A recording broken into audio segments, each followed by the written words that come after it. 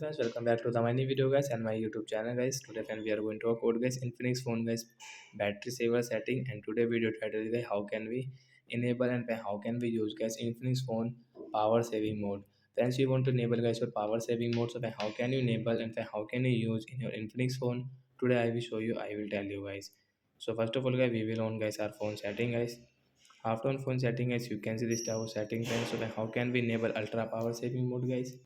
So I will click on the search bar here guys, ultra guys, tap here ultra, and friends you can see ultra power saving mode guys, tap here, direct guys you can enable from here, tap here, and friends we will have to give permission guys. You can see only call, SMS and calendar are available, enable. So when we will tap here to enable it. After enable guys, as guys you can see only phone calls, messages and calendar guys we can use guys. Then guys we cannot use guys this another setting guys. After enable ultra power saving mode, so like that guys you can enable ultra power saving mode setting guys. So when you are outside and once you don't have any, your phone your is not charged, don't have any charger, fancy you want to save your battery, so you should enable guys your ultra power saving mode.